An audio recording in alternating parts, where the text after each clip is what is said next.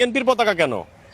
এই পতাকা আমি অন্তরিত মহব্বতে ভালোবাসি। আমাদের বেগম খালেদা জিয়া, আমি তাকে অন্তরিত মহব্বতে চোখে মনি দিয়ে ভালোবাসি।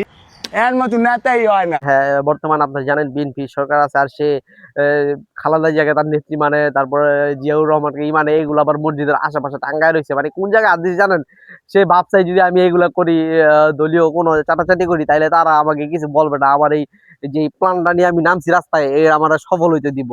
বাহ ভাই বাহ, এই সকল মানুষের কারণে আজ ধর্ম ব্যবসা টিকে আছে। এই ঈদ কি আমি মাগিবাজি করা লেগে লাগাইছি? এটা কি জুয়ার লেগে লাগাইছি না মাদকের লেগে লাগাইছি? এই রাজীব সানা কি শাহ ভাই আছে, যে নাকি বৈধ হালাল ভাবে সবজি টানার জন্য সেখানে মসজিদ দিতে যেতেছে, আর তার এই কথা শুনে বাংলাদেশের ধর্মপ্রাণ বোকাচন্দ্র মুসলিমরা বলতেছে হ্যাঁ এখানে মসজিদ হবে, মসজিদ হবে।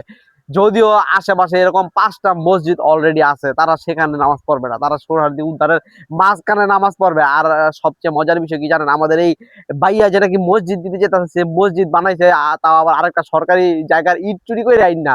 কাজের মানে নাট্যমঞ্চ আছে, তো তো সেই গুলো নিয়ে গেছে 1-1.5 ফিট।